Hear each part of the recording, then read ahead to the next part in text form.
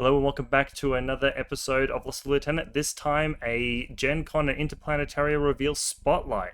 I'm your host Jacob, and I'm joined by. How are we going, Nick? Not too bad. Good to be back. Yeah, it really is.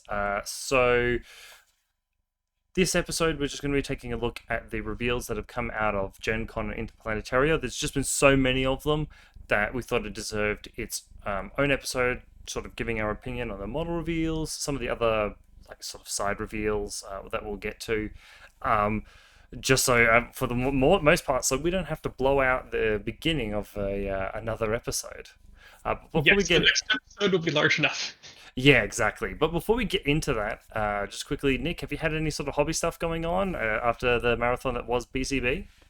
Definitely haven't gotten any games in since then, but have started working on a new workbench in the garage, so I have enough space to finish painting my table.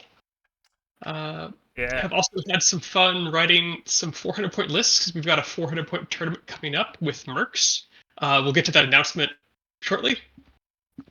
And because we can use Mercs, thought, you know what?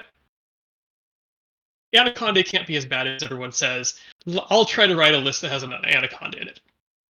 And while I was crunching the last couple points of the list, had the thought go through my head, for 2 more points, I could upgrade this to a Shakoosh. And Admittedly, the Shakuse is one of the most boring tags there is out there, but it's probably still better than an anaconda. that was part of the problem. The Shakoosh is the baseline of tags. It is the most bare bones. It meets all the requirements and doesn't do anything else. So the thought of upgrading to a Shakoosh, yeah, I now understand why everyone says the Anaconda is bad. I have that solidified in my head now. Yeah, I mean, you try as you might to like make an excuse to take it, and it's just you just can't. Yes. Um, Yeah. Even I sort of played around. I played around like with it a little bit, and you just like, especially I think because the cost of the SWC for something that's so kind of garbage. Yeah. Yeah. Um, but yeah, no, unfortunately for me, I haven't. Well, not unfortunately. After BCB, I just was like, I'll take a break from Yeah. playing war games for a while. It's just a big marathon, lots of games. I got at least 5 months worth of games out of it. So, Yes. but I only so I took I suppose this week um, It's only been 2 weeks off of since. it. Also, I was in Adelaide now that I think about it, right after BCB, so I couldn't have played any Infinity while I was over there, as I didn't bring my models. So we're just going to quickly get through a couple of announcements, and then we're going to move on to our main segment. So just a reminder of our challenges. So our monthly challenge is still to take a look at reinforcements. We've extended it because we've been a little bit late. We've extended it for submissions to also give people enough time to take a look at the reinforcements. So we want you guys to, just like Corvus Belly does, to take a look at the reinforcements, see how good they are, what you think of them. Are they the greatest thing since sliced bread, or are they just kind of and you're just waiting for those models to maybe come out as part of a sectorial of their own sectorials. So yeah, submit any of your battle reports using reinforcements to lostoflieutenant@gmail.com, and at the end of the month, a random winner will be chosen to choose a blister of their choice from Toy Soldiers Imports. We still have going our third quarter hobby challenge, which is to write a narrative story for Infinity. So, in continuing our drive to get people into the creative side of Infinity, for quarter three, we want our listeners to produce a short story centered in the Infinity universe. All right. Take inspiration from your games. Is there a unit that has done particularly well that you've taken to naming? I know that I've probably had a couple of units that have done well better than they ever should have. If I was to write a story, I'd write probably one about some of my Kazakh Spetnazes that just wipe the floor with people. Do you have anything like that, Nick? Any sort of unit, particular profile that you've chucked into a game has always done, like gone above and beyond? Probably be the Hobbs for me. Although usually they die, so I'm not That's the sure same how with well it. that's the same with my Kazakhs. So you can write a story about a noble Yeah, sacrifice. yeah. So anyway, try and stick to please try and stick to a limit of 2,000 words. All right, or if you want to record it yourself, a 10-minute audio recording. Send your submissions again through to lossoflieutenant@gmail.com, and at the end of the quarter, a random submission will be chosen, will be randomly picked to pick a box from Toy Soldiers Imports. Additionally, we will pick some of our favorites and give them a white noise treatment, read them out during the show. Again, even though this is a spotlight, we're going to go through our typical community service announcements with the upcoming events. With BCB gone, it's going to be a little bit quicker this time. So we have Stakeout 5 Bovine Tech Vor. So this is a tournament held in the beef capital of Australia, Rockhampton in Queensland, held on the September the 2nd to 3rd. So if you have a chance, get down and join in the fun. Affinity Bingo and the usual social dinner will be back for that particular tournament. We also have a new one, which Nick alluded to in Melbourne, which is Operation Soldato di Fortuna. Hopefully I got that right. So this is the continuation of something called that was called Elite Command Melbourne. It is a 400.8 SWC limited insertion, so single combat group tournament with the Soldiers of Fortune extra applied. Due to popular demand, the tournament does have a mercenary auction to raise some money for charity, and also to sort of restrict Yojimbo from being in every single list. So the way this works is on the event page, there's a picture of every single mercenary. You go in, you comment how much you're willing to pay to be able to put it in your list. If you win the auction, you get to put that unit, and you are the sole person in that tournament allowed to put that unit in your list. Additionally, that money from the auction will be given to charity. So it is the missions run at this tournament are Biotech Ball, Containment Field, which is found on the Loss of Lieutenant mission pack. So the missions we generated during our quarter 2 challenge, and Firefight. It's, if I remember correctly, it's being held somewhere around the 16th of September, and entry is $20. Oh, that is good. Correct. One moment, I can look up the date for it. Yeah. It's a good way of 16th of September, correct. Yeah, and $20 if I remember. That's a ticket fee. Yeah. It's a great way to sort of mix up your list writing, because you very rarely get to flex out on 10 models with 400 points. It's a very different style of list writing. The only almost difficult. Yeah, it can be, and for some factions, actually impossible. There's like, if you try and almost any Ariadna, I think Cosmo can probably do it, but almost any other Ariadna faction just can't field 10 models with the AVA that they have available and get to 400 points. Some armies I found, like I was trying to put Bakunin together, is I could make a 400-point list, but the list didn't make sense because I couldn't put in a single Morlock and I couldn't put in the Uberfowl because both of those are too cheap to put in. Yes. Yeah. 3 models that I had to put in put their put a cheap model into the 10 model list. Yeah. And like Ariadna has that in spades. Mm-hmm. I mean, if you pay, The problem I found when I tried to do this with TAC is that they just don't have the availability of some of the more expensive units to actually get them in. And as far as like any of the other Arianas go, like any of the other ones other than Cosmo, you just cannot fit enough. They cannot squeeze enough points out unless the only way I can think of it is if you're playing Ariadna, bet on the not the Chernobog, the Trip Hammer. Try and get that Trip Hammer mercenary. It's the only way I can think of doing it. Um, but yeah, so that's going to be something really to look forward to in the next month.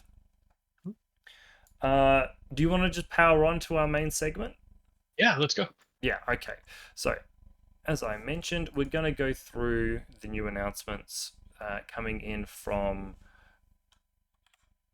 Gencon and from Interplanetario. We are, I suppose, a little bit behind with the Gencon ones, but within Interplanetario model releases, we were waiting to time it with this. So let's bring up the probably the first and probably the most exciting announcement of Interplanetario.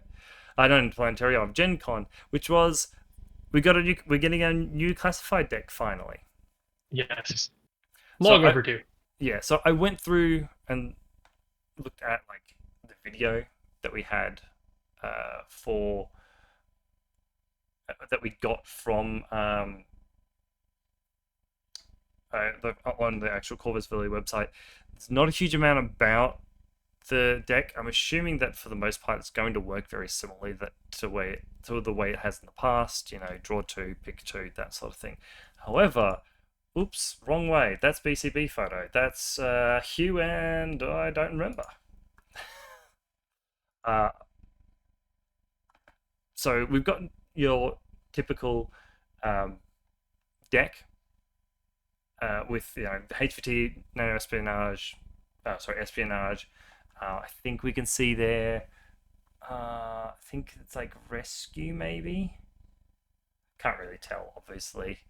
One of the important things that I noticed about these that I really do like is they read them. So up at the top, type of trooper that can satisfy that card is listed. You don't have to hunt for the keyword in that block of text at the bottom. Yes, okay. But at the start of the match, you draw your cards, you can just look at the top and go, I don't have an engineer, I can set the engineer card aside. And don't even have to read the rest of the text. Yeah, I mean, they kind of had that for a little bit, and then it kind of got lost, especially when they were putting like chain of command or they were putting veteran there. You're right. It's good to see up there. You've got it just says hacker. At the very least, it's good to see it away from all this text. Yes. Yeah. But by the looks of it, it's going to act exactly the same. We've still got the numbers. We've still got the symbols. So I don't see Intelcom going anywhere, or the Intelcoms that give you extra points, or the Intelcoms that allow you to put extra points into a zone. That looks like it's probably here to stay. But what we did get is we got an operations deck and a battle conditions deck. So I know that the battle conditions is sort of like you draw it and it allows you to change the board. So if you read the one that we have up currently, which is the one they gave an example called Jungle Combat, you get to put a circular template of jungle terrain that acts like a depression zone that we've seen and for the most part hated in IETS 14. Or you can choose to have, I think, the center be jungle terrain, but it just gives a bonus to troopers with jungle or train total. Now, I really like that option because, like you said, the suppression zone templates in ITS 14, they are so terrain dependent, and sometimes you'll get to a table and go, awesome, I can cover up this gap in the terrain. And other times you get to the table and go, there's nowhere I can put this that won't hurt me more than it hurts my opponent. Yeah, or I mean, so having that option to pick something else, love it. Yeah, and I honestly remember the number of times I've played like a game with the depression zones, looked at the table and go, there are legitimately 4 places you and I can place this template, and that's it.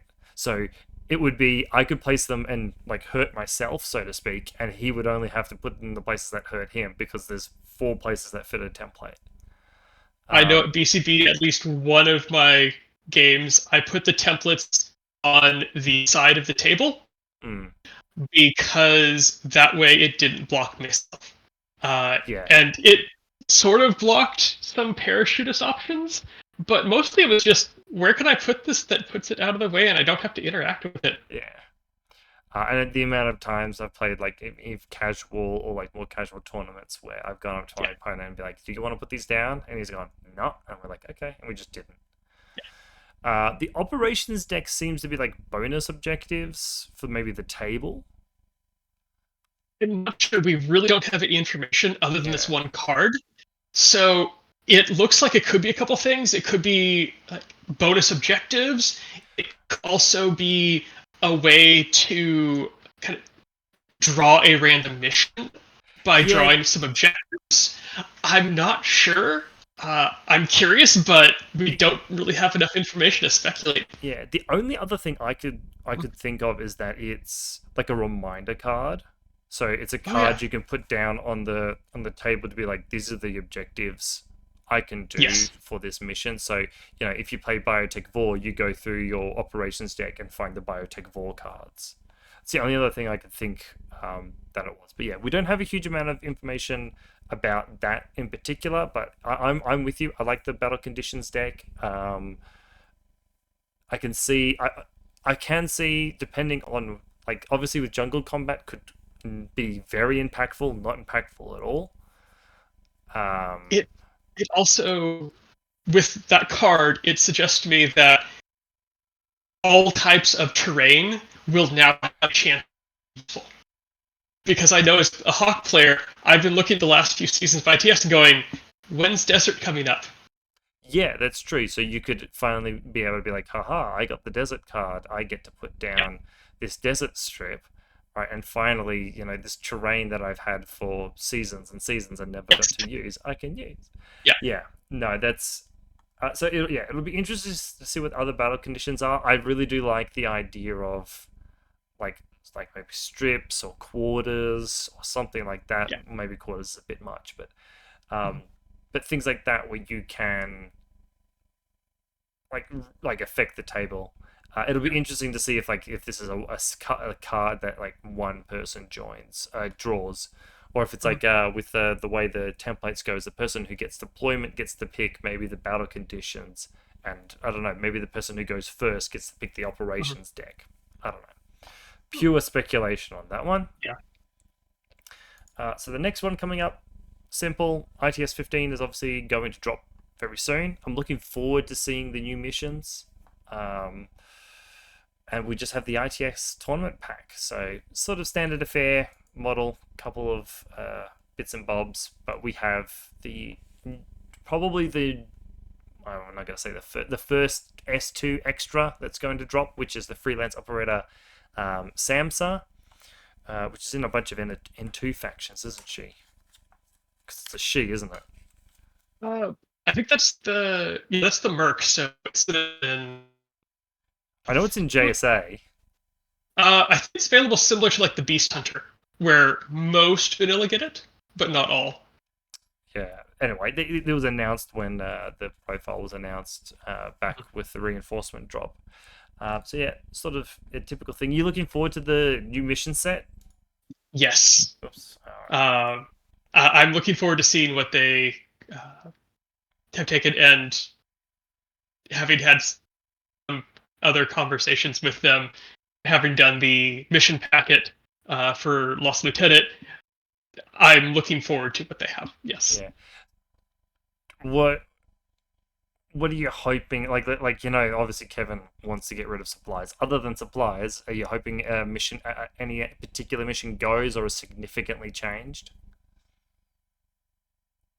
Right now, I don't know if we're going to see any huge. I know we're getting at least one new scenario. Yeah, they tend to do that each season. There's at least one new one. From the information they got from our scenario contest, I think they've got a lot of good ways to go for possibly the next ITS to do what like Kevin really wants, replace some of those missions that they're good but they're old. Yeah. Because we had alterations on supplies, we had alterations on Biotech 4, we Biotech had 4, alterations yeah. on cryogenic, or not cryogenics, frostbite. That's what I was trying to think of. Yes. That one was one of my favorite edits. It was, how was it? It was to the sides, was it? It was heat stroke and ooh, I'd have to pull it up. I haven't read that in a while. I can't remember, but yeah, Yeah, it also, it was a great if I thing recall where correctly, like it came in the bands were the bands were different, where it was like you had to be, it was like vertical, I think. So it, like, instead of sort of getting like being a shorter, it was like narrower or something like that.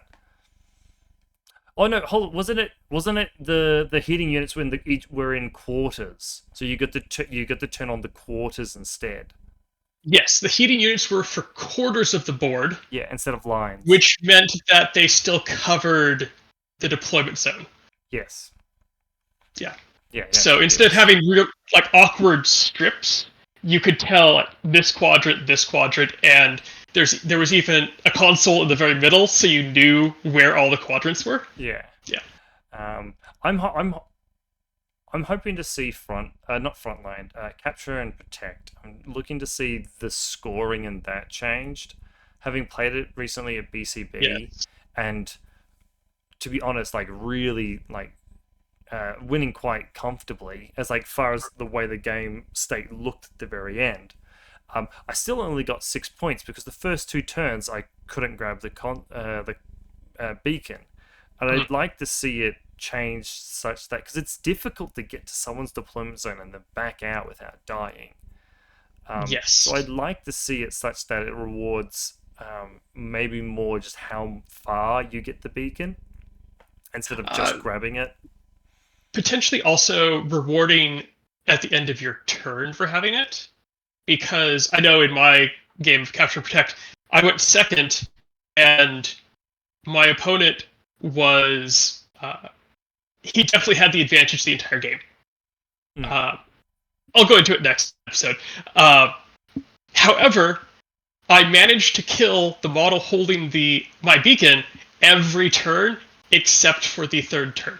Oh, okay. So he was So going. he He was grabbed top of one, right. I bottom of one, I killed it. He grabbed the top of two, bottom Yeah, of two, I killed it.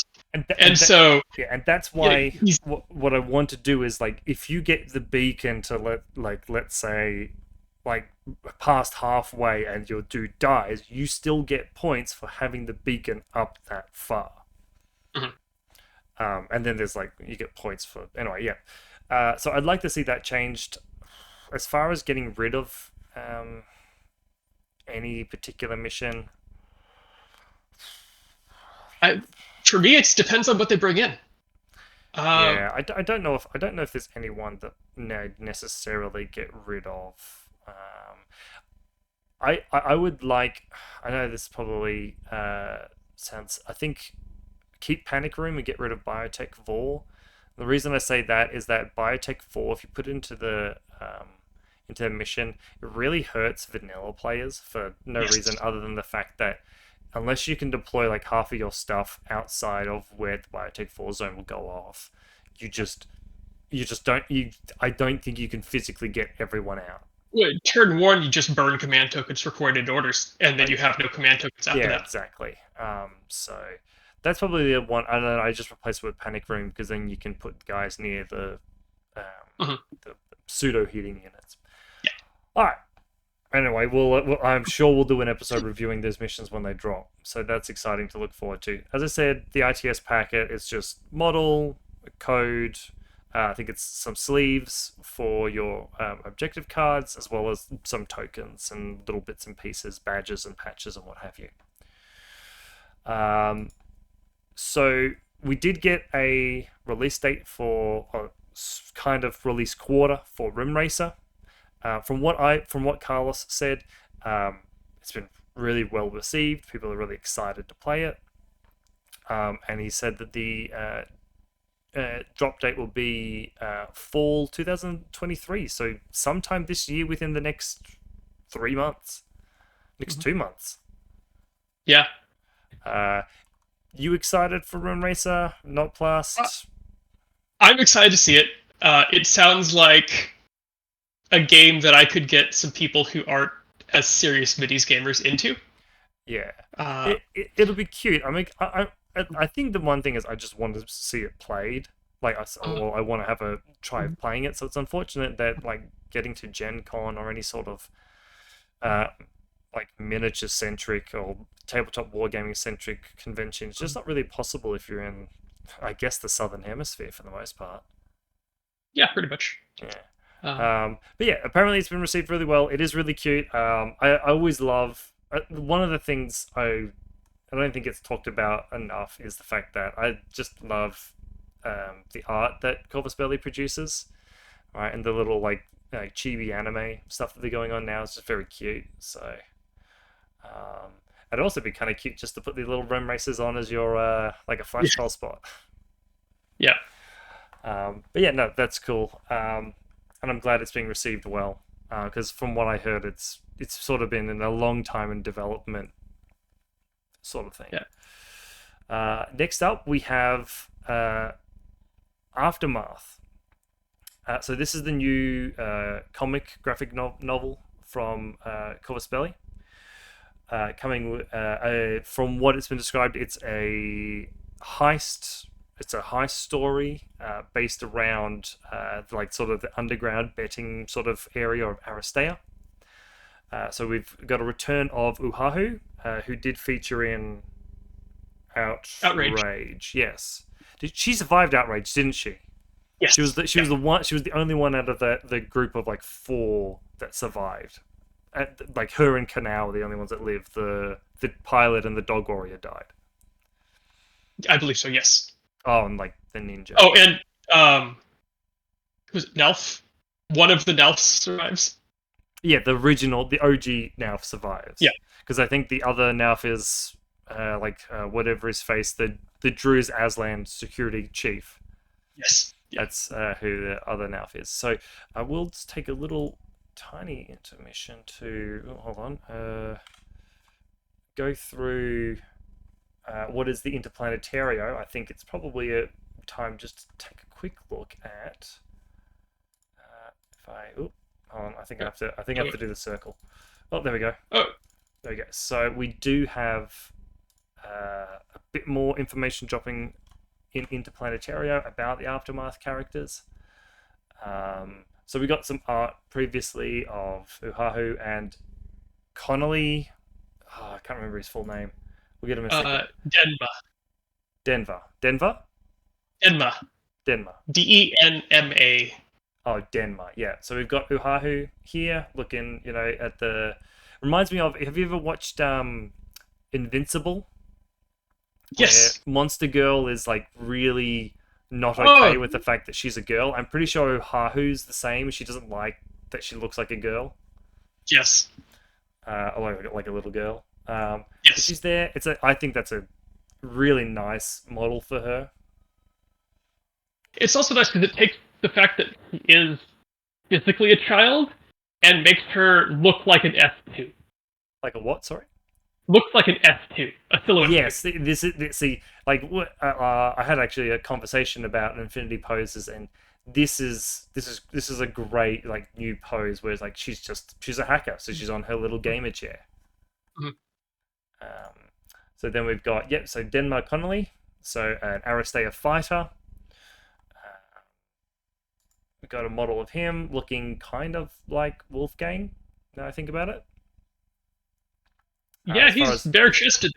As far as model goes, but again, like he looks great. I think he's cool. It'll be interesting to see what the new characters look like on the tabletop, because obviously if they're coming out with miniatures, they often come out with actual profiles for them. There are 5 new miniatures plus the exclusive one, and I'm guessing at least the 5 will get a profile. I suppose the exclusive one, I think, is going to be an HVT. Yeah, it's just the HVT. And now I think about it, I think I'm talking out of my bum because the Outrage pack, only Uhahu and Emily got profiles. considering the other two died. We then Oh, have Ishinomura Mori.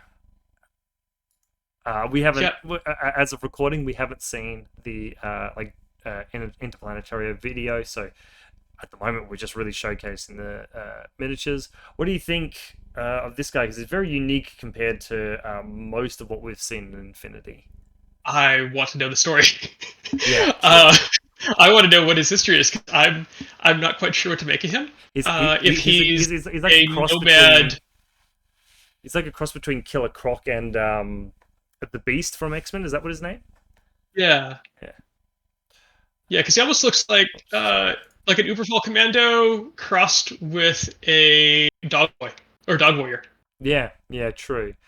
So I'm going to guess that he's probably from Bakuna now I think about it, because this is all around nomad ships or about Tunguska, but maybe he's like a Bakunin merc. Mhm. We then got Killjoy. By the looks of the face here, might be like a mercenary Toha, although he does seem to have. I guess he has like an Aleph helmet. Oh no, that's his head. No, I know. Oh yeah. So No. That makes him sort of look like a Toha dude mhm, here. That's mhm, like the Aleph Mark 5 and 4 helmet. mhm. So, got no idea what he's going to be like. We do have a miniature of him. So again, yeah, he's kind of got a couple of Aleph elements in there, and the hexagonal arms aren't uniquely Aleph, and their head, I guess, could be excused for almost like a bolt.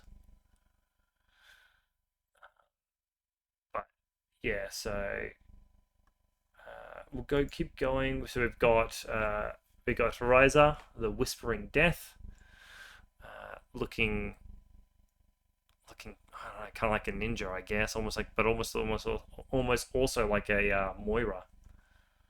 Yeah, I'm not sure because her artwork doesn't give the same vibes as the miniature. They're definitely the same character, but the artwork is very relaxed and reminds me a lot of in Outrage.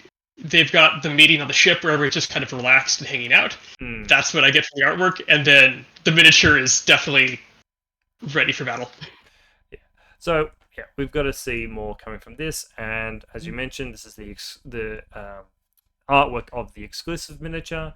So Senia of Lavo Chinkia. Absolutely butchered that, but she is apparently a Tunguska mafia, one of the mafia bosses. Um, and I have to say, as far as a HVT goes, love it. Great model for a HVT. Like full swag going on there. Yeah. Anyway, we'll come back to the Interplanetario releases. Get back to a good old Gencon releases. So yeah, like we said, we've got artwork for Denmark Connolly. To be honest, he looks a lot like more, like way more buff in his miniature. He also looks a lot older. Yeah, he That does. artwork looks like here he is in high school, and then here he is now. I mean, maybe that's the point. Then we got Mhm. artwork of Fuhahu, looking unimpressed. Standard. I should. What I meant to say is the same sort of artwork that you saw in Outrage or Betrayal. There we go. We got our mafia boss again. Again, a really good miniature for a HVT. I'm interested to know, like, where does this wolf exist? Where did this come from? The three-eyed wolf. Uh, Bakuden, don't ask too many questions. True. Honestly, she probably genetically modified a wolf just so she could kill it for its pelt. Yes. And again, this looks like it's dropping around the same time as Rem Racer. So I've enjoyed the other two Infinity graphic novels. I think I'll get this one as well. If anything, just so I can have that miniature. Yourself, have you read any of the past ones? Just outrage at the moment. I haven't gotten Yeah, my hands on Betrayal yet. yeah. I still need to get my hands on the Betrayal pack, because for whatever reason I want to have every single Kodali. Okay. Alright, so we'll keep going. Okay, so into our meat and potatoes of what was announced during Gen Con is the miniatures renders that they provided with us. So the first one that was up was the Assassin Fireteam Pack Alpha. So this is a sort of split pack between the Govads and the Muibs, with the Muibs coming with, I think, rifle, light shotgun, and heavy rocket launcher, and the Govads having the hacker profile and the HMG. Yeah. What do you think? Uh, Especially because you are a Muy- Hak Islam yeah, assassin player. the Mulyabs were definitely due for a resculpt because I think their sculpts are 11 years old now. Depends on which one and you got, because like, do you have the one where the one with the grenade launcher has like the ponytail sticking out? yeah, Yeah, so that one's that's, technically the previous box. There is one in the middle. oh. So I do like that the Mulyabs now definitely look like they're medium infantry, as Yes, opposed to true. looking like they're light infantry with puff jackets on. Yes. Uh, Which is funny because they still look less armored than the Naphaton. yes.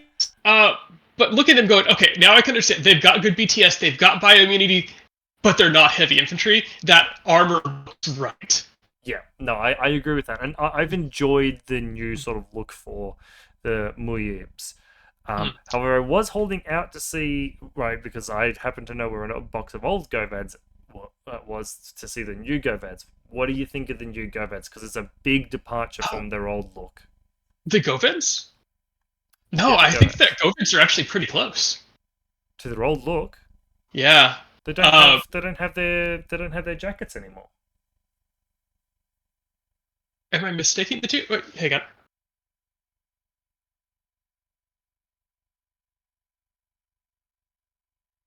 Yeah, because the old. Yeah, they don't have their jackets anymore. Oh, you're right. They don't have the overcoats. Yeah, they don't have the sweet hoods anymore. Okay, yeah, I was looking at the armor plates, and the armor plates have the same distinct features to them. The leggings have the same features. A lot of their gear is in the same place. But you're right, they lost their little like half coats with hoods. Same thing that you just did. Because I actually grabbed a box of it. Let's take a look. Yeah, okay. You know what? They're closer than what I thought. They're closer than what I thought. However, I think, like most Infinity players, am a sucker for a nice coat or cape. And I'm sad to see the capes go. The other thing is, and I was talking. I'm happy for every single hacker in the entire game, right, to have some variation of the pose that this hacker has. Hand out, gun in some sort of configuration. Cool. Yeah. Means that visually you look at them and go, that's some sort of hacker. Yes. However, the old Govad HMG, just like way better than this guy. Yeah, the old Govad HMG. I've got a pistol. I've got an HMG over here somewhere, but I've got a pistol. So it's, for anyone who wants to know, it's that one. Yes. Yeah. Yeah, I like the new HMG better. It's a better pose. Fair enough. Sorry. Yeah. But yeah. Sorry. I like the new one. Yeah, better than the old one. Yeah, no, fair enough. Yeah. Okay. Yeah. Like I said, I'm just a sucker for a coat. Mm-hmm. But yeah, no, I mean, ultimately, like, nice. Nice models. I'm glad to see that they've done the heavy rocket launcher Muib, because that's the one people are going to want to run. Oh yes. And technically, if you don't, and then they've already got the Spitfire in the Black Wind. So those are the two that you're going to really want to run. HMG and Hacker, again, for the Govads, especially because the Govad has the Killer Hacker. I think, again, this box is like a bunch of the key units in those two profiles. So it's good to see that this is for a assassin player at the very least, value for money right here. It also makes sense because they're, as far as army composition goes, they're basically interchangeable. Yeah, because they've both got the Baram They're keyword. both in the same fire team and count as each other in that fire team. Yeah. Yeah, well, they count as Baram or Assassin. Mhm. I can't remember what Yeah. it's called. Yeah, so those Yeah. are great. Take a look at them later. We've got some of them painted up, but you can see you got the Muibs still have the same helmet that they had in like the Mhm. new sculpt. Yeah. But yeah, you're right. They've gotten way chunkier as far as their armor goes, and I'm Yeah. here for it. Yeah. Um,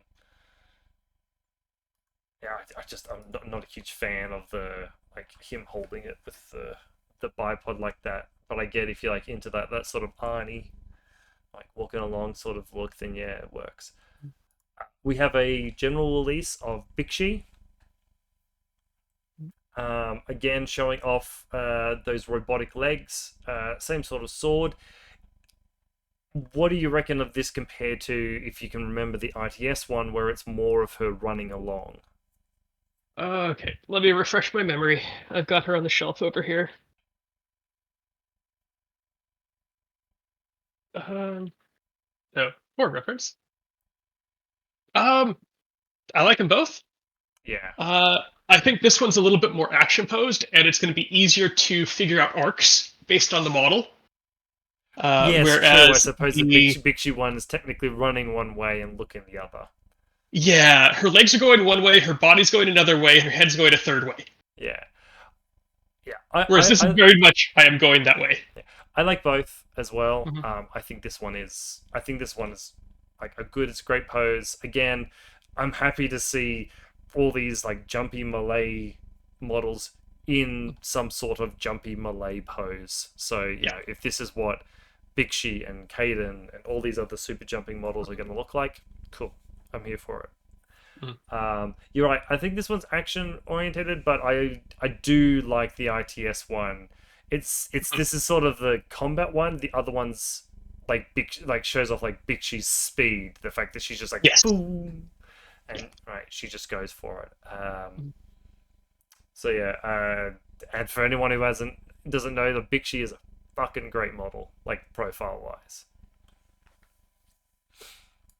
Oh, there we go. We got some her painted up. Uh, Mhm.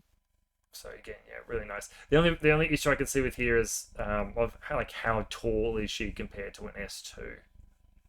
Um, She's probably going to be a little tall for an S2, yeah, but her legs are bent, so that helps a little bit. yeah, and hopefully that this connection here, because she's got these like Mhm. plated feet. Mhm. Hopefully that connection there doesn't mean that her like she gets bent constantly. Yeah. It looks like it should be a solid enough connection, but on the flip side, it looks like a connection that's going to be really tough to disconnect if you don't want that base. Yeah, true. At least it's not her on top of a tactical rock. It's more something to show Yes. that she's coming from up high. Mhm. So that's good. Okay, so now we have, as far as I'm concerned, kind of a weird release. Father Lucien Sforza. Mhm. I don't know about you, but I don't think I've ever seen him on the board. I think, Um, I may have seen well, he him does have Hollow once. Mask. I was about to say may have seen him once, Hollow Master something. I think he's in there because he's one of the reinforcements for N2, for NA2. Okay, that makes sense. And And does he count as an authorized bounty hunter in those reinforcements? you know what? I don't remember, but in most of the NA2 that he's a wild card that also counts as pure for a couple different links. Right. Okay. So he's an expensive filler though. He is, but he's a hollow mask, so you put him in there as a hidden protective piece for the link. Just to scare people off. Yeah, okay, Uh, I can see or it. more of to bait them in. Oh, true, true. Yeah, to I've make got them a I've got a make them. shooty link with no protection. Come on in. Oh, I actually have a defense there. Yeah. But as far as the model, I think it looks great. Mhm.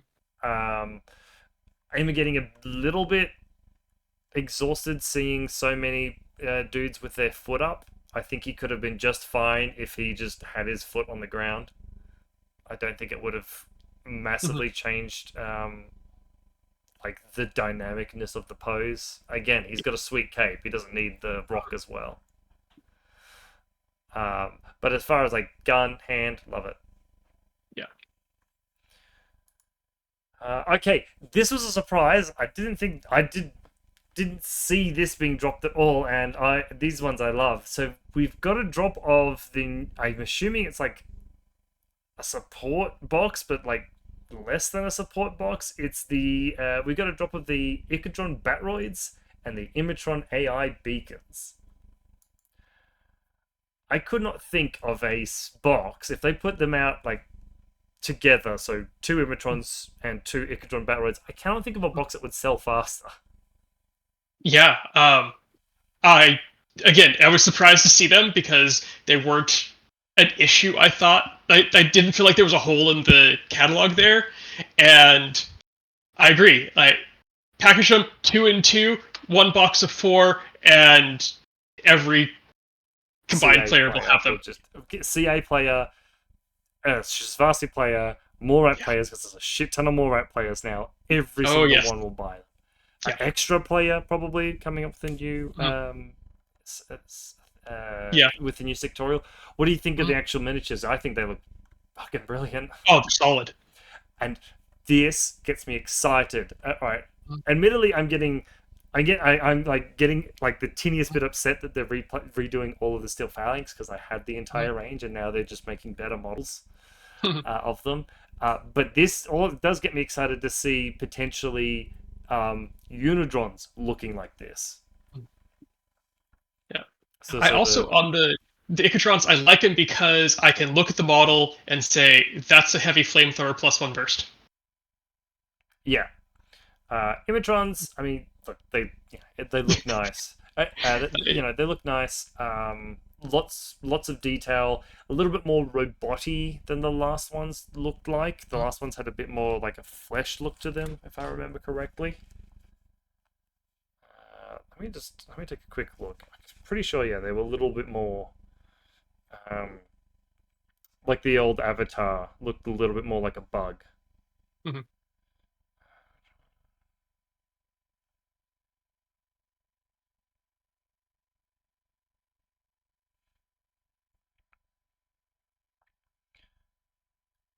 The Yeah, Imatron. so it was a little bit more kind of looking like an insect. It's very similar, to be honest. It's sort of just a refinement of the old design. Love the little like the round antenna dishes compared to the old like spindly arms they used to Yeah, have. the old ones almost have a little bit of throwback to the original remotes. Yeah, yeah, no, exactly. Because combined used to be a bit more like insect like, and some of their designs are beetle like. So then we got them painted up, very much looking a bit more like the Unidron bot. So again, I'm really looking forward to potentially seeing the Unidrons getting redone, looking like this. And we got our little Imitrons painted up. Okay, I think this is probably for Gencon announcements, probably the one that a lot of people were really excited to see. So during the Bakunin release, they announced that they were getting rid of the old Bakunin, like it was, sorry, the old Uberfall Commando. They were getting rid of it. The old one was going out of production. However, very quickly they followed up with the new Uberfall Commando. As someone who just picked up Bakunin and has been playing them, this is super exciting. What did you think of I guess the artwork first? So this is the Chimera, so the leader of it. I like that because of the fluff behind them. Every time they've done chimeras and pupniks, they are completely different.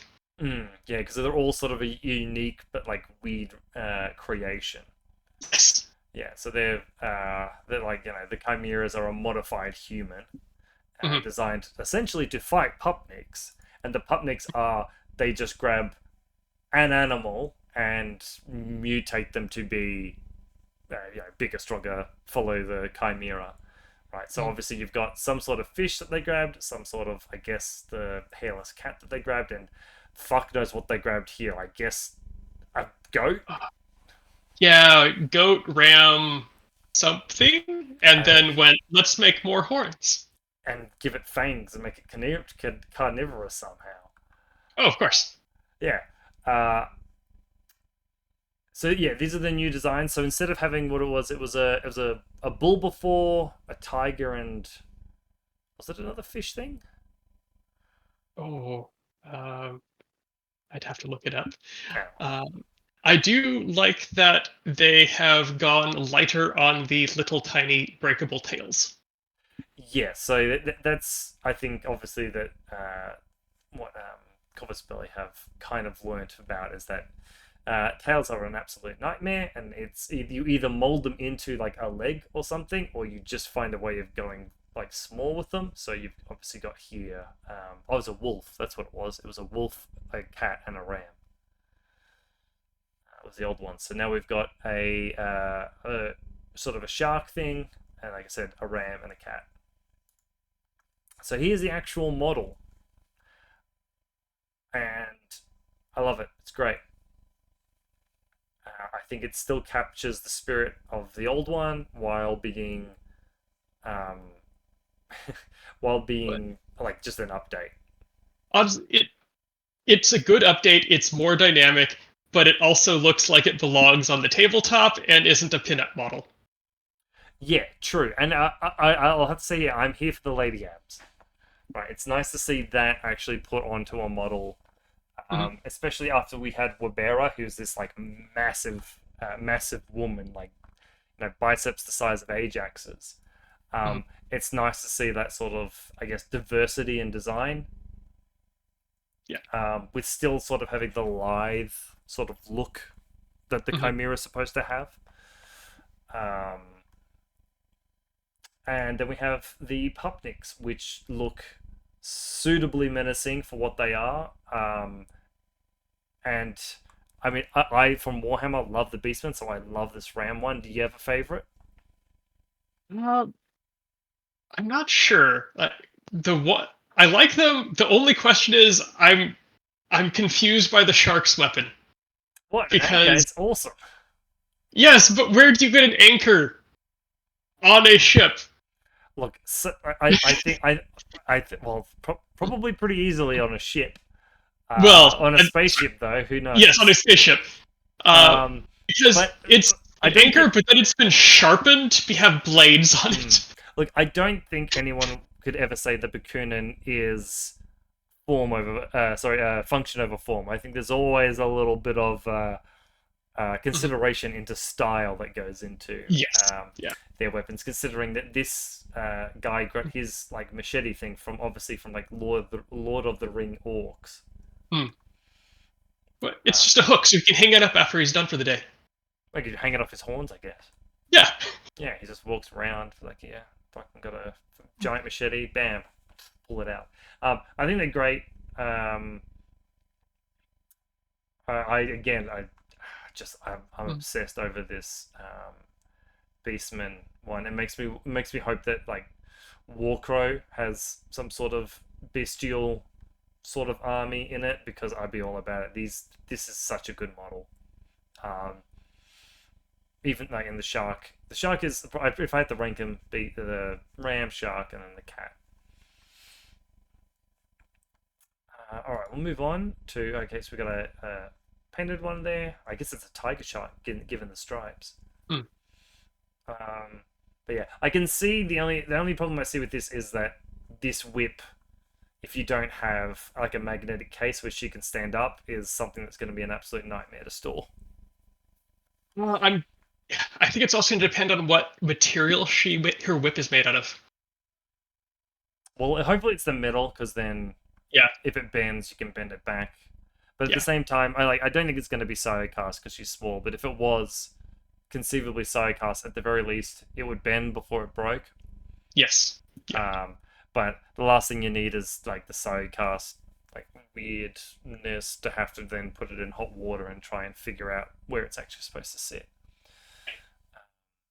But yeah, no, it's a great model. It's a great addition. It's a great like rendition of the Uberfowl. And I'm glad it's come out so soon after the Bakuna release because I still remember a game I had not too long ago, but a while ago, where I ran an Uberfowl at a guy's unit, and he says to me, "Okay, so how are these guys in combat?" And I got the opportunity to turn to him and say, "The best in the game." So it's good to see that they've been gotten some love. Okay, cool. I'm going to just skip forward a couple of photos here to this one. So this is the Cosmoflot support pack, which comes with a mechanic, a stranic, and the electronic, which is the helper bot. What do you think of these guys? The helper bot is so cute. I love all of these. I think they've like blown it out of the park as far as the miniatures that we've been looking through. I love all of these guys. I love the mechanic, which is the female in this box. I love the stranic, which is the male, and I love the battlefield vibes that I'm getting from the electronic. It reminds me of all those videos you used to see of guys in Battlefield like controlling the robot to like welding tool people who are camping to death. Yeah. Oh, it's so Ariana because it has a large antenna, so they can control it. Yeah, it does, and it's got like the little gripper. And look at the size of the camera. Yes. Like this giant ass camera where everyone just has like a pinhole that it's got like whatever resolution camera. They're like, yeah, we've got this giant box. Oh look, I've just realized that even that like on a real world, that's a camera as well. Yeah. It's got vents for overheating. But yeah, no, these guys are great. There's one of them pictured. So I think in the box it comes with the two electronics. And I suppose the only issue I have looking at the electronics now is they're really big for an S1. Like they're almost as tall as the models that they're next to. Whereas an S1 probably sits somewhere in between their head and the actual size of them. So I can see that being a bit of an issue because there are a lot of terrain pieces that even CB put out where an S1 can't actually see over it. Yeah. And these guys would look like they can see over it. But I mean, that's minor things. I'd rather have the model that size and get the detail and all those little lovely features that make it so low tech, high tech. Yeah, and like that's what the silhouettes are for. You just establish that the S1s can't be seen over the particular piece of terrain, and then you just ignore it. Yeah. Okay, so I think we're now at sort of the end where we didn't really get a miniature review, so to speak, but we got just a reveal of what's coming up. So we do have a new Diaphos, an Aleph versus Hak Islam Diaphos, with a new model for Changer Sergeant Thrasymedes, as well as that's right, he's not here, as well as Hassam Yasbir. So yeah. So those two are coming in a Diaphos pack. Thrasymedes, I know for Steel Phalanx, can be a really good sort of link piece for the Thrakitai. I haven't taken too much look at Yasbir, but I think he's sort of Yasbir is okay. I think he's supposed to be he's done the whole assassin school, but he holomasks inside your units. So, that's great. He's supposed to be a Fidei that holomasks inside your units. So, similar to like what I talked about with Father Lucian. He's a close combat, not quite close combat monster, but very good close combat who hides himself in your weak units and kind of lures them in, and then you pop him out and go, I'm not quite as defenseless as I was. Yeah, I think so. Thrasymedes is a bit more of an aggressive piece with his Mimetism Neg 6 light rocket launcher. Well, I think they took away his. He used to have a 360 visor. He used to be absolutely nuts, but I think they've toned him down a little bit now. Yeah, they got rid of his.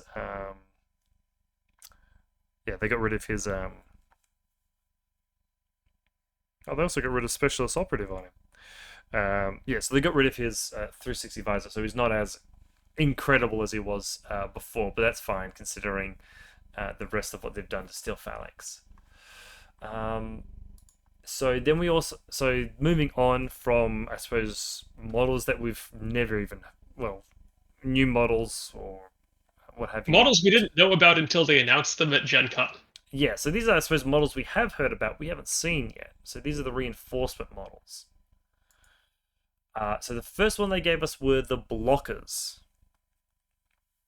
What do we think? What do we think of this guy with, I'm guessing, an assault pistol?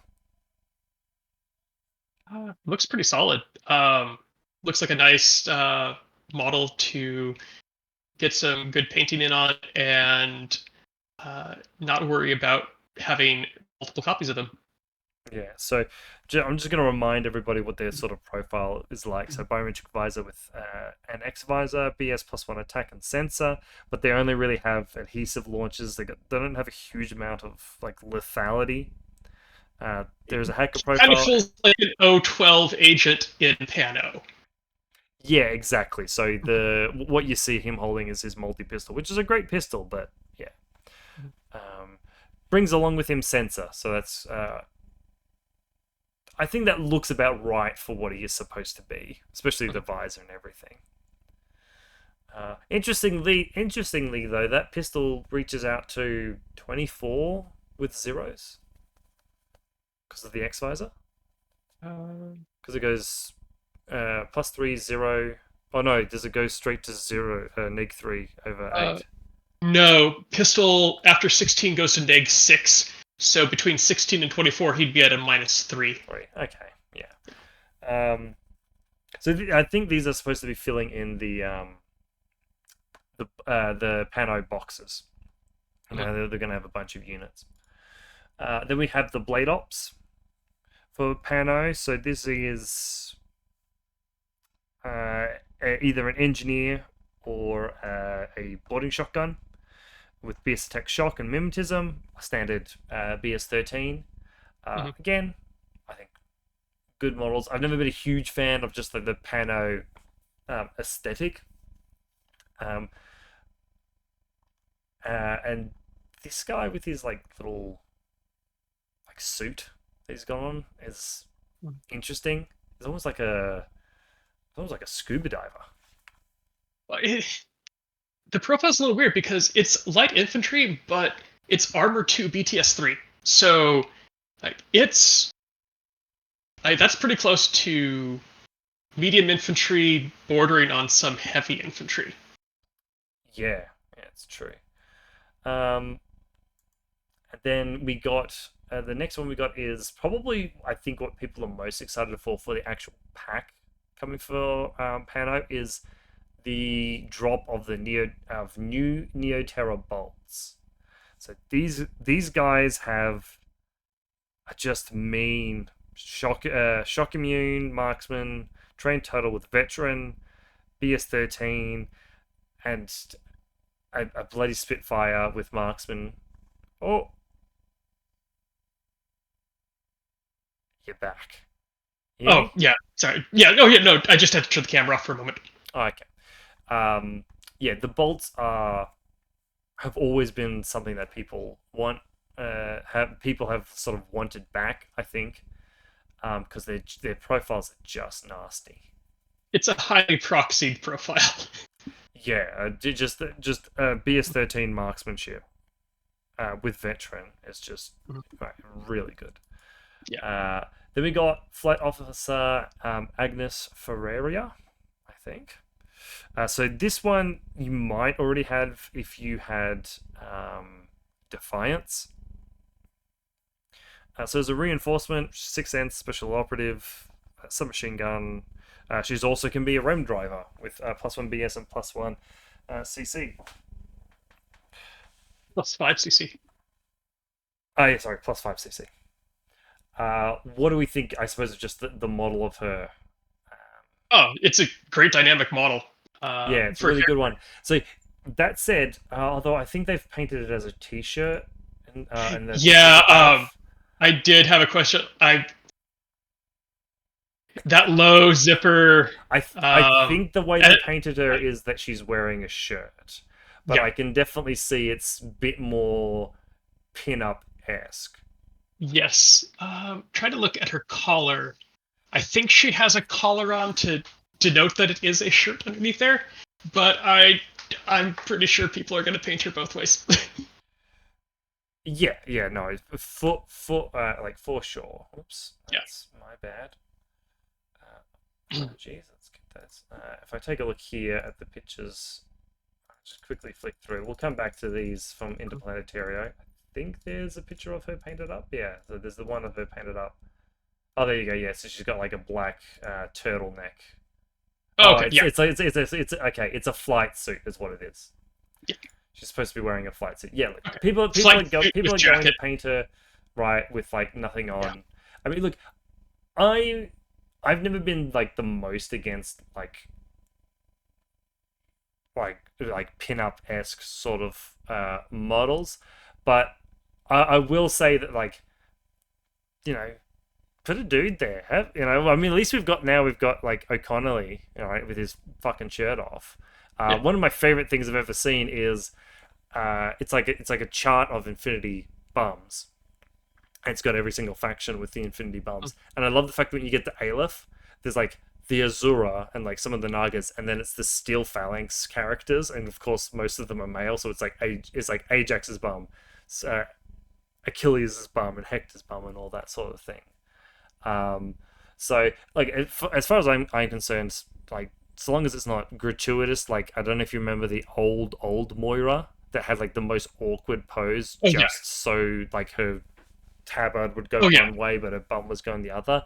So long Yeah. as it's like not that, I'm cool with It is whatever. a bit pinup, but it also the pose still looks like she belongs on the table.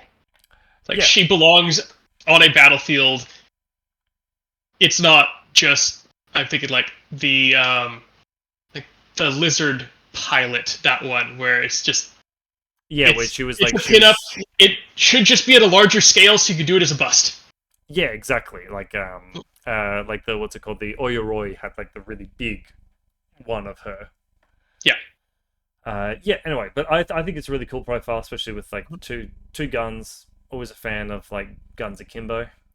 Mhm. Now we're getting to the Yujing reveal of the Yujing troops. So we got the Hwoarang that we saw. So that was one of the earlier ones we saw. Again, just reminding everybody of what these guys are like. I think they're the like shooting mimetism ones. Let's take a look.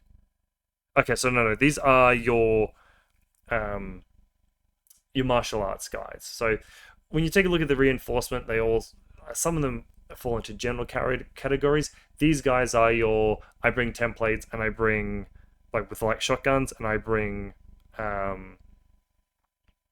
melee skills. So they're courage, dodge +2, frenzy, immune to shock, martial arts level 3 with stealth, lots of shotguns, explosive close combat weapon for most things, around 20 points, armor 3, BTS 3, which I think they certainly look their armor value. In Mhm. fact, if anything, they probably look a bit more than their armor value. Yeah, they're a lightweight, heavy that's dedicated to close combat and has a obligatory weapon that has a template. Okay, sorry, I forgot to take a look. They are 2 wounds, so I take it back. They look Yes. Yeah. Yeah. exactly that. They look exactly their armor value. Mhm. Which one do you like more? The one with the sword out, or the one with the shotgun? Oh, I'd probably have to go the sword out. Yeah, I think so too. I think that's an underused pose, right? Grabbing the scabbard, sword out, ready to Oh go. yeah. I think we need to see that in like across the melee factions. Well, Um, what I said about some of the previous balls, like I can look at this across the table and know what it does. It is a heavy infantry that wants to be in melee, and it probably has a firearm because it has to have a firearm. well, it's Yu Jing, so you know that they've given them something. Yes. They never Yeah. left defenses. But yeah, no, Mm, this is great. The other thing is I'm always a fan of open mm, poses where mm. like the arms don't get in the way of the chest. Makes it Yes. a lot easier to paint. I've done the idea of like taking the arms off, pinning them, painting them, sticking them on later. Right, it's fine. It's a lot of extra work, but it's always nice to just be able to be like put everything together, and I just paint it like that, Yep. and nothing really gets in the way. I think these guys look fantastic. I love them. I really think, as far as the reinforcements goes, from what I have seen, um, the Eugene ones are just fucking great. So next one is our Salsa Warriors. So these guys are sort of your hacker and specialist, if I remember correctly. Where are we? Salsa Warriors. Yep. So they're courage, dodge 2 inches, dodge +3, martial arts. So they also are your martial arts, mimetism, stealth, train total. Okay. And they've got a lot of specialist profiles. So the forward observer and the hacker, but also have two boarding shotgun ones. So this is obviously the hacker one, and I think that's all we've been given is the hacker one. What do you think of this guy? So the model's name can very easily be misread as salsa instead of salsa.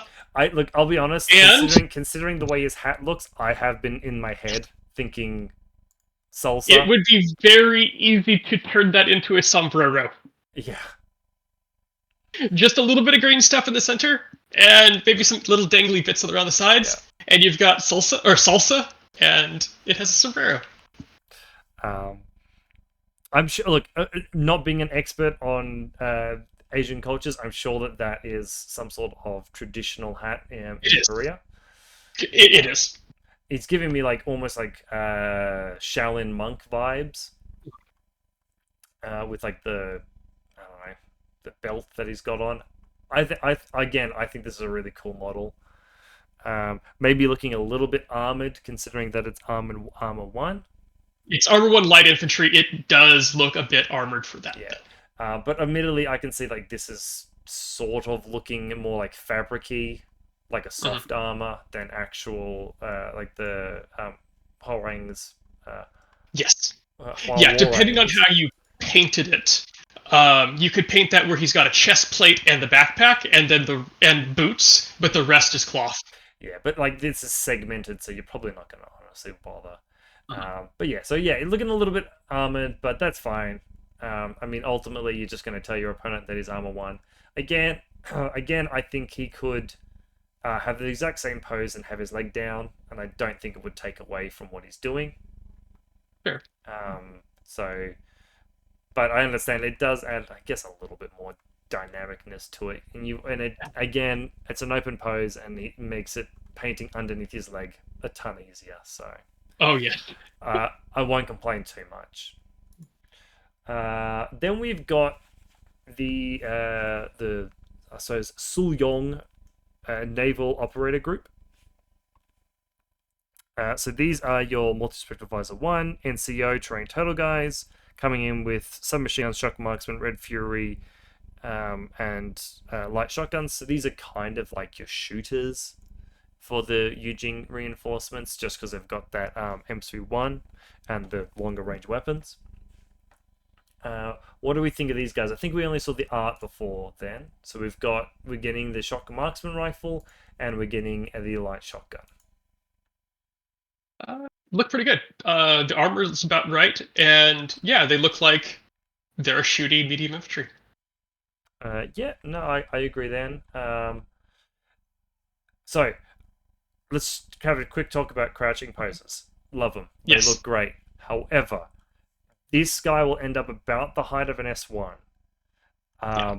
And the only thing I'll say that like again, don't stop Corvus Belly. Keep making them in crouching poses. If you're going to make these models, be either prepared to always pull out that S2, or and this is what I'm gonna do with my Moira sniper, who's in a very similar position. So I'm just gonna put them on top of some sort of scenery to bring them up to the S2 height. But again, Corvus Belly, please don't stop making crouch poses. They're great. Like you were talking before about like belonging on a battlefield. If there's one pose that belongs in a battlefield. It's crouched and prone poses. Technically, all Yes. of our soldiers are on their feet too much. Well, actually, if you want an example of a good crouching pose, Oh yes, that's right. The because what's the unit called again?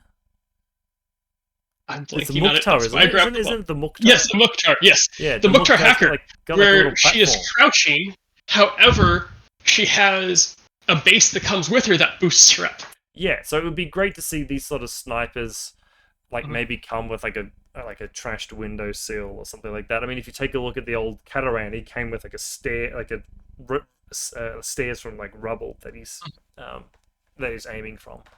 But yeah. yeah, no, these guys look great. I love them. They do look like the sort of space, because like naval being space Mhm, in the Infinity, sort of got like his like rebreathers and stuff like that. They've got like little oxygen packs on the back of them. Even the yeah. Salsa If has like I his little oxygen packs. if I had to make a complaint against the crouching pose, I would say that little piece of extra terrain below his knee Mm. is going to make it difficult to get in there to paint it, and it's going to also make it difficult to rebase it.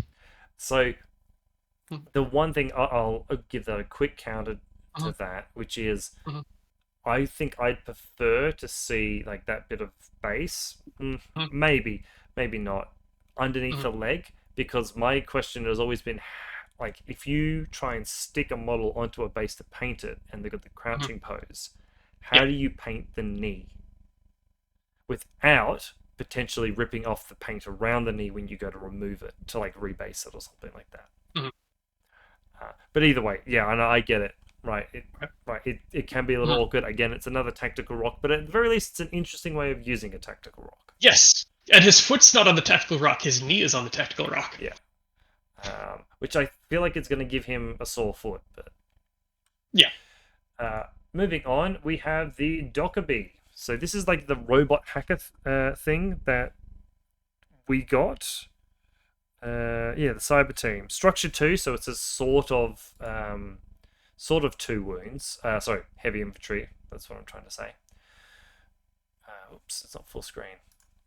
Apologies, but what do we think? Again, I'm always happy to see hackers hand out, gun to the side. You know exactly that it's a hacker.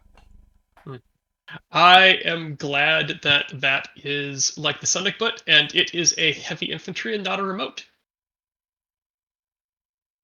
Oh, Because okay. um, of all the bonuses, it's nice to see we're getting some of these like autonomous robot units that are coming in as heavy infantry and not remotes, because that keeps them separate and they don't have to assume that they're going to get remote bonuses. Yeah, So they okay. I can see what make you're saying. them Yeah. more potent. Yes. Okay. Yeah. Okay. I see where you're going from with there. Actually, this is like almost pseudo three wounds because it's got no wound in cap. Yes. So technically, depending on the circumstance, this could be a four wound Oh, model. no, it's only structure one, no wound in cap. Oh, I'm looking at its. I'm looking at its bloody. I'm looking at its bloody Oh, silhouette. but it is remote presence, which means it has multiple unconscious states. So Yes. if you take a wound, go to zero wounds, you choose either. So From my understanding, you choose either to activate no wound in cap, in which case if you take another wound, you're removed, or you choose to go unconscious, in which case you have multiple unconscious states to get there and repair. yes, so yeah, that's exactly what you get to choose. The other thing you can do is that if you take two wounds, so you would go unconscious one and then unconscious two. If you do that in a single turn, you can choose when you get that unconscious two to then go into no wound in cap. You can't do it if you're unconscious one and then go to unconscious two in separate Yeah. orders. But in a single order, if you go to unconscious two, you can choose to go to no wound in cap, which means that Yes. essentially this can be like three wound, two wound, however you want to think about it model. Uh, I think it's a good it's a good profile. It's a great model. I do like the fact that it's a bit beefier. Like it's not like a spindly robot. I do enjoy Corvus Belly sort of getting away from the old days of the Dakini. That was Mhm. impossible to glue together. Um, well, obviously won't go through the profile, but it looks like a hacker, and that's pretty much what this thing is. It's a hacker all the way. Uh, and then I think this was the last reveal, which was the art of the Hitei, which is the like big S5 um, S5 heavy infantry for Eugene. And when me and Josh were taking a look at this, the Eugene reinforcements with this guy is awesome. Right, because you can drop a Yeah. 4-man fire team with this guy, and it gets like 5 orders to the group because he has tactical awareness.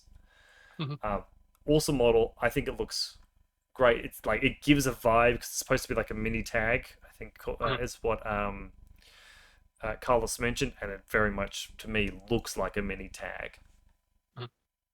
It's also that noticing that the knee plates seem to also match up with knee plates from the rest of the reinforcements, Oh, do they? in that they've got the 4 rivets. As in like the Sorry, rest of of the heavies. tags? No, go back to the other Oh yeah, heavy. fair Yes, enough. yeah, yeah. So the heavies have the same knee plate. Yeah, I do like when the models have like that Mhm. sort of internal Mhm. consistency. Because like Mhm. even if you take a look, the lighter infantry have like those ones with the 2 little Mhm. holes in them. Yeah, No, that's good. All right, so I think that's. Oh, okay. The very last announcement was they're going to do. Finally, I've been looking forward to one of these coming out for a while. Is a new global campaign. Not much is known, was revealed about it yet. Probably more in Interplanetario video, which we don't have access to, called Shattered Grounds. So it's going to be, potentially something that focuses a bit more on the reinforcements. Maybe the missions have some reinforcement bonuses, which is what they've done previously. In other global campaigns, have had sort of each mission has this weird bonus to it. I remember the one which was anything with Terrain Mountain had combat drop. So it was like one campaign where you could combat drop in Yotems. Ooh. Uh, Uh, so yeah, that's coming out. When we have more news, we'll definitely talk about it. That's mhm. it. So we'll get away from a happy photo of a happy guys from BCB. Yep. We'll go on to Interplanetario. So let me just quickly get to. Oh, I'm dropping all the spoilers. Yeah. Get back Now, to the. some of the Interplanetario was models that we covered from Gen Con, but with renders or with art painted models. Yeah, exactly. So we will skip through. For the most part, we've covered a lot of this. So again, with the first model that revealed is Samsa. I think we've already seen Samsa's model before. I Mhm. think when they introduced the ITS pack, we'd already seen it. So I think this is the first we've seen it painted. yes, I think you're right. I Yeah. think you're right. I think we saw the render before. Mhm.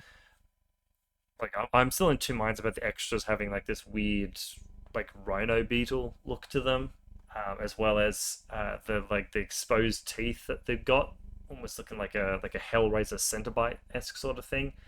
Um, but everything else is really cool about them. I think also once you see the other new extra, they make a little bit more of the what's a theme and what's unique to the individual model works a little bit better. Yeah. So again, we got Aftermath, which we went through. New Oahu sitting on her little gamer chair hacking. We've got Denmark Connolly, which you're right, looks a lot older than his artwork. A lot more grizzled and like way bigger than his artwork.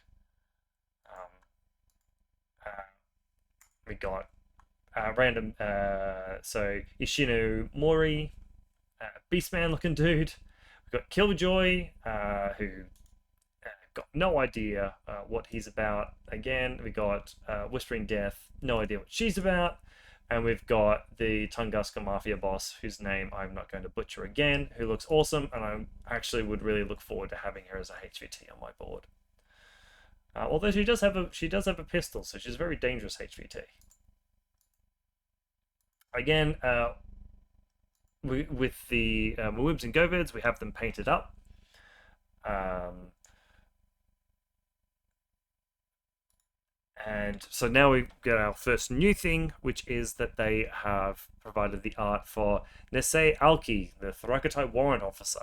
So again, much like Thrasymedes, she's like a pivotal uh, model for the Thorakitai link. I liked her old model. I thought it was kind of cute. Had like sort of like a Japanese idol sort of look to her, although she was like kind of like pulling up a visor, not doing like a peace sign. And she was pointing a sword forward. I really dig this art. She always looked a little bit different, like with the red hair. She almost looked more Celtic than anything. So I'm really looking forward to seeing her and Thrasymedes redone. She's also like she got a big change in her profile, so I think she's a very good shot with three. So I think she's BS13 with a 360 visor. So I don't know I'm about so you, Nick. excited I don't seeing know about this. you, Nick. Are you tired of taking a digger and having to proxy it? I have not taken many diggers because I can't come up with anything that I really like proxying them with. So getting them, it's So I haven't played around with diggers much because they haven't been in the factions that I'm using. From someone who obviously has at least wanted to play around with the diggers, what do you think of this model? I think it's solid. It really does look like scrapped together heavy. Yeah, and it definitely looks like sort of like that minor throw, like the minor thrown into combat sort of thing. You know, the Yes. buzz cut, the banner on her head. Um, it definitely does look like, she gets hurt, and that little power pack starts going on the fritz, so that now she's in her battle damaged Yeah. state. Yeah. Um, It definitely looks like a civilian exoskeleton yeah, that's like a being put repurposed on the battlefield. exoskeleton. Yes. Yeah. Yeah. Yeah, no, I like it. I haven't had a reason to touch the diggers just because of the factions I've been playing, but I see them constantly. Yeah. It'll be really nice to have a good model for them. Yeah, one that you didn't have to get tag grade for. Yes. So then we've got painted versions of what we saw before. So these are the blade ops, as well as the blockers, all painted up.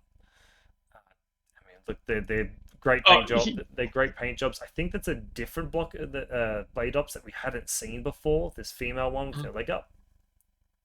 mhm. Then we've got the blocker, same what we Uh, saw before. he looks like if you change the colors, he'd be O12. Yes. I think you're right. Considering the way he's armed with the adhesive launchers, Yeah. he definitely seems. Oh, actually, if you take a look in the back, there's an O12 thing. So I think you're right. I think he might be because it's called like the blocker agent of something or other. Let me just take a quick look. What's it called? He's the blocker. Yeah, blocker, Blocker attached agents agents of of the the CDCI. CDCI. So I think you're absolutely right. I think they are O12 attached to Pan O. Which means, I suppose, Corvus Belli on the money. Because as soon as Nick looked at it, he's like, O12 guy. Then we've got the bolts redone. So we've got a rifle and Spitfire. Again, I think of all the infantry in Pano outside of the knights, I think the bolts are my favorite.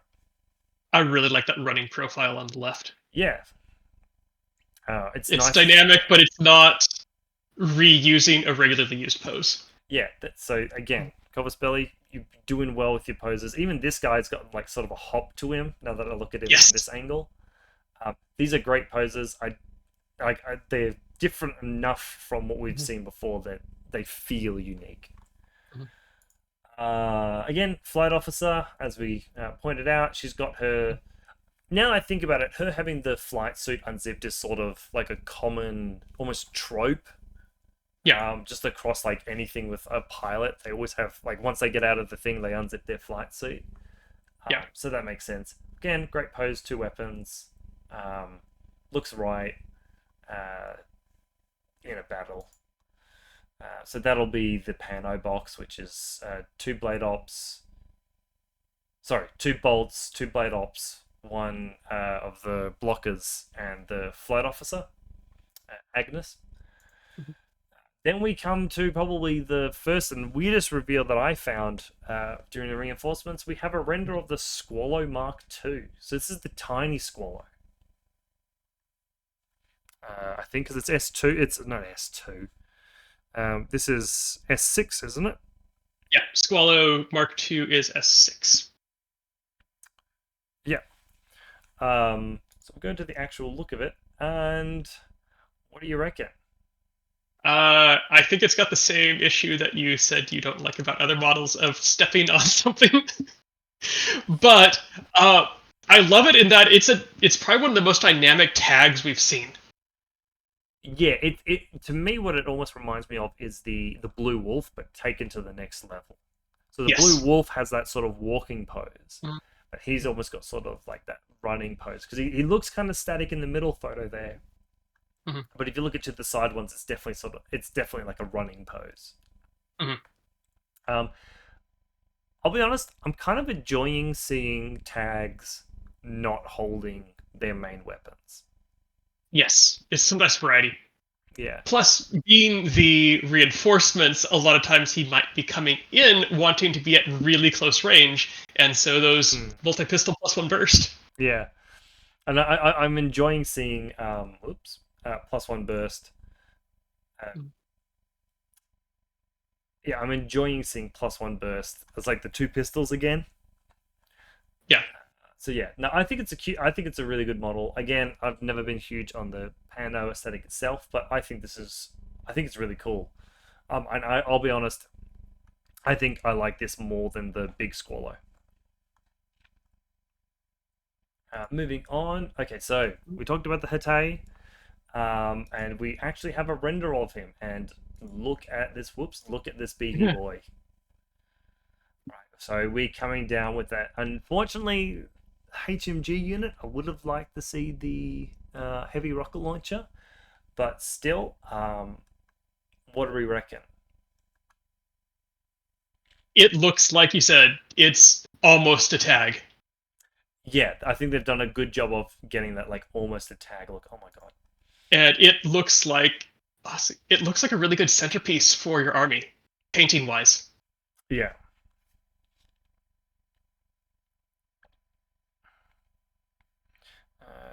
Give me 1 second. Though I think you are right that the heavy rocket launcher is going to be the more used profile of those.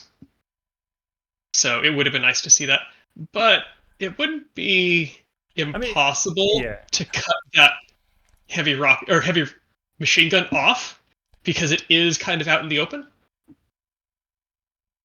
and just yeah, pop on heavy rocket launcher into place. yeah. I mean, admittedly, both have attack awareness, so Mhm. right. Even you could take this guy. You still get the extra burst and all that sort of thing. I love this guy. I think he looks like Eugene have managed to distill what is a tag down to an S5 platform, which is awesome. The other thing is, I'm enjoying seeing. I like the new swords that they're coming out with. So you saw it a little bit with Uteros, where he's got the I used to know the bloody name of it, but the machete esque sort of thing that the ancient Greeks used to use. Cannot for the life. It looks like a kuriki, but it's not a kuriki. Kopesh? Kapesh. No, no, that's the Oh, Egyptian one. that's, yeah. It doesn't matter. I'm sure someone will correct me. Uh, I just realized that's the sword he's got is a para CC weapon, so it's an interesting looking para CC weapon. But I'm enjoying the look of the Korean Mhm. swords instead of like katanas, all that sort of thing. So it's nice that they are like blending in that Mhm. sort of more Korean look to the Eugene troops. Then we've got an actual look at. So we've seen the casino rounders, which is we're now getting into nomad reinforcements. We've seen the casino rounders uh, before. We've seen their artwork before. A nasty profile with marksmanship and I think NCO as well. So we get to take a look at it with the Spitfire, um, giving me real. I don't know if you know the old Blister Riot Girl. is in a very similar pose. Yeah. Uh, it's fine. It's great. I like. Look, I think it was a cool model for the beginning, and it actually also gives me. It reminds me a lot of Cyberpunk with like the jacket, like the Mhm. short jacket and the glasses, the cropped hair. I don't know if you've watched the Cyberpunk anime they put out, but it's got like the hair of one of the main characters. Okay. Um, I think it's great. Yeah, good solid pose. Yeah.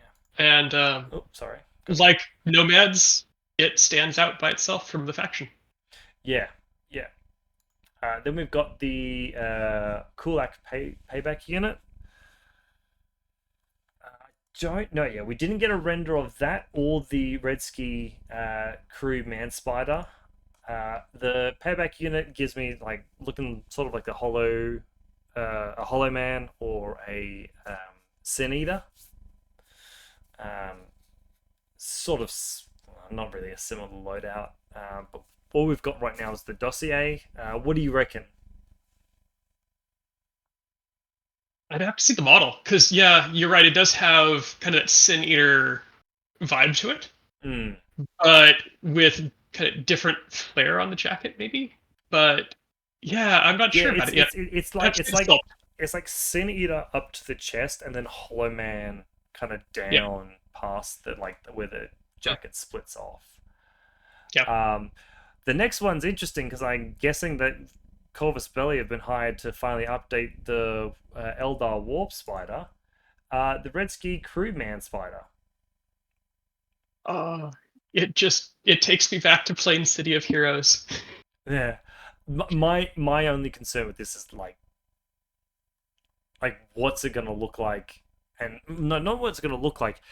What what is keeping those arms together going to be like? Like, So are they going what to I be roof? suspect it would be is like the new Jump Pack wings, where so the top two limbs will I assume will have a bar across them. Yeah, that's The a good bottom two point. will have a bar across, and then there'll be two slots in the backpack that will basically staple over them. Yeah, yeah, no, that's a good point. Uh, an interesting model, really unique, sort of Doc Ock.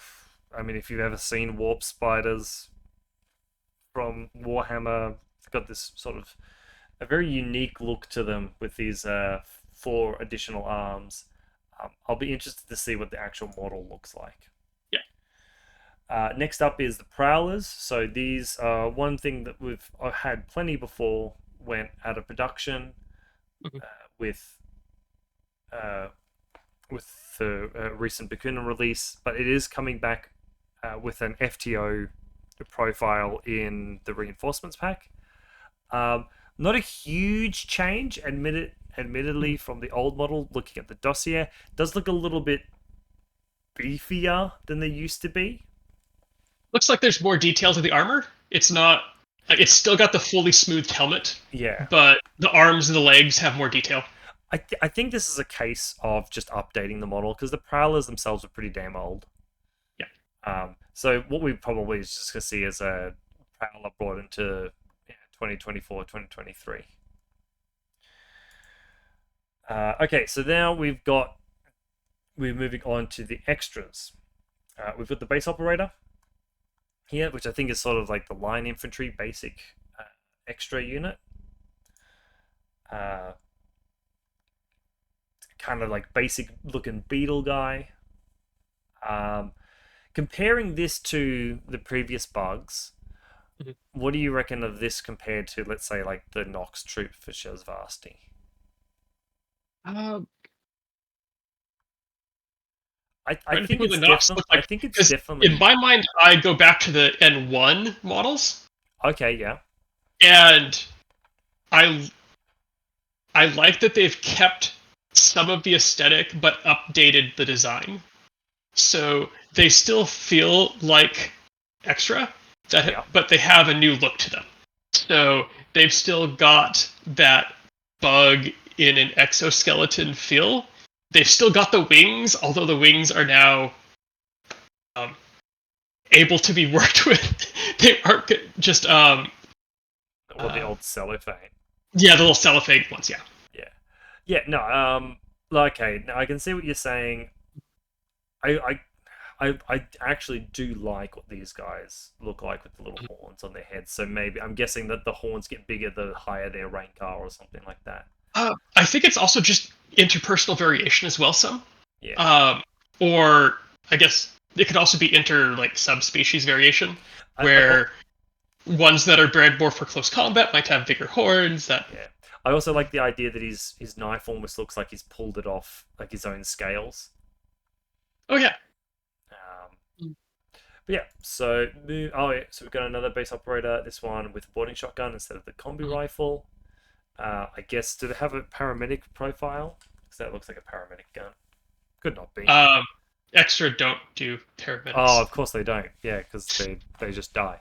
Yeah. Yeah, good point. Yeah, again, I like this one. I do like the little wings becoming more like a part of their armor. Hmm. It sort of fits into the idea that sometimes the combined army like shove things into robotic suits Hmm. and be like, yeah, you can be a warrior. It's like, no, what? I'm not really good at it. Like the extras, like I don't really take hits very well. I kind of just ooze out once I get hurt. But even the limbs look like they're fragile. That's a good point. Not in a model state, but in a they're sculpted to look like the being is fragile. Yeah, it looks like if you like kick their leg off, like just like a real life insect.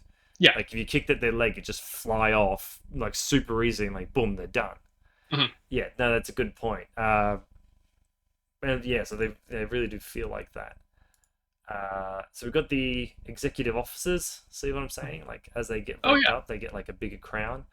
Hmm. This almost gives me Halo vibes with the shield sword looking sort of Yeah, thing. I'm not a fan of that gauntlet. Well, I'll be honest. I do enjoy the pose where they've just got it one handing the plasma carbine. Mm.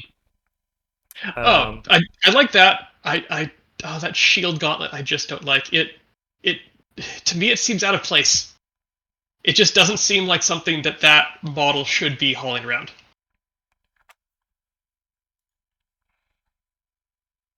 Like it feels like that would cause the extra to tip over if it held it out that far. yeah, and especially looking at its profile, it doesn't really have anything that suggests that it needs like a shield esque sort of thing. I guess considering they have para CC weapon -6, it's just a giant taser. Yeah. Yeah, so I like that. I like the look of it, but does look a little out of place. Potentially, what it could have, yeah, it does look a little out of place. Potentially, if they just lightened it up without like the big squares there, then it would just look like a bug pincer esque sort of Hmm. thing. Moving on, I've gone Oh, there. actually, that that does mean it could be a para CC weapon in the sense that like a man catcher. Oh, isn't like it just clamps down It just and holds them? clamps down on them and holds them. Could be, yeah, it could be. I like the idea that it's a giant ass taser that he like puts you in between it and just shocks the crap out of you. Mm. So going on, we have the vector operators. Um, okay. Oh, okay. So the horns are like denote unit. Oh, Ah, okay. yeah. Yeah. And Okay. I these are didn't the realize vector that. operators. These are the jump troops. Yeah. So their horns are encased in their armor. Yeah. Of course. Okay. Yeah. No. Making more sense Mhm. now. Yeah, it's a good pose. I think it's good for like a drop troop sort of like a pose of him landing. It's Mhm. a tiny ass Spitfire, so I guess extras have a slightly more like compact weapons. Again, makes sense. He's a drop troop. They're the naval Mhm. guys. They're gonna have shorter things. It looks like a potentially a Spitfire just without the stock. Well, this almost feels like it's going back to a bit more toward some of the earlier combined models where their weapons look very different from any of the other armies. Yes, they're really leaning into like these sort of like oval details that they have on. I think you can see it best on the Avatar's HMG, where it's got these big circles on it. But yeah, no, I actually, okay. The extras are growing on me now. Now that I've realized those horns are different. I didn't see it before, but yeah, no, I like that. Uh, And as far as model updates from Interplanetario go that are new, that's it, I think. I'm just going to take a quick look through. It is. It is. So Yeah. again, we don't have access to the video at the moment. So the last point is talking about the campaign. And from what we were already told in chat in the previous video in Gencon, is that it's going to be based on planet Concilium, where sort of the entire world has turned into a battleground. So I think potentially what we're looking at here is, because it's a 3-week campaign, is it'll be, this is the map for week 1, then it'll be a new map for week 2, which will be like something like this, and then maybe a new map for week 3, which might be shifting battles or something like that on a particular map. There is one thing that I noticed looking at these this time that I missed before. Under Planet Concilium Prima, it says quantum anomaly zones instead of engagement zones. So that may be hinting at what the inciting incident is for this campaign. Yeah, like some sort of like warp gate thing, because there's been a lot of the wormhole gates either collapsing or getting lost. So maybe they're trying to find a way of either the combined armies trying to get in a more weird way, or we're trying to get out in a weird way. Who knows? Hopefully, we'll get some more details soon.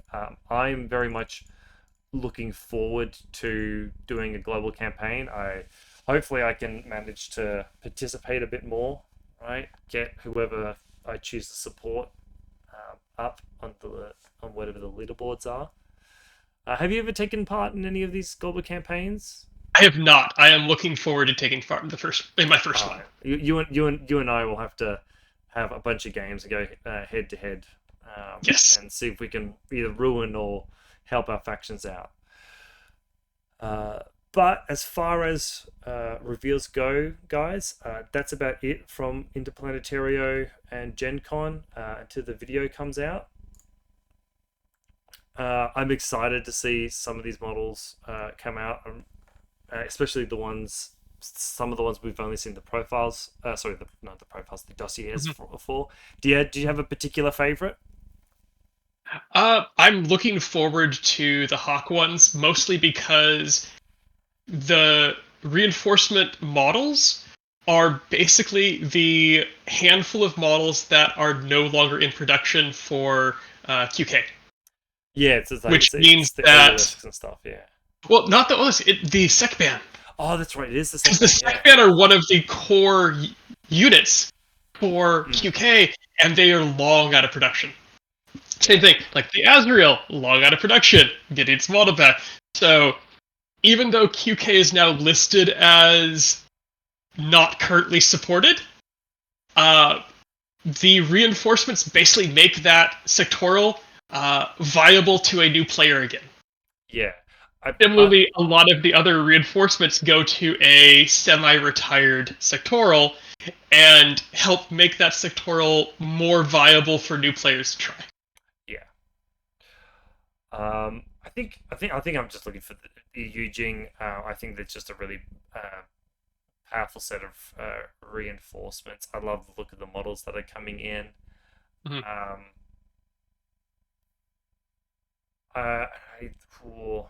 I'm interested to see the Aleph models, because I know we've obviously seen Maximus, but I don't think we've seen any of the other ones. I'm looking forward to seeing what a close combat robot looks like. Oh yeah, that's scary. Yeah. All right, listeners. That's it for this long spotlight. Thank you for listening. Hopefully, this has got you excited for the models as much as we are. and hopefully there's been something for you in either Gencon or Interplanetario.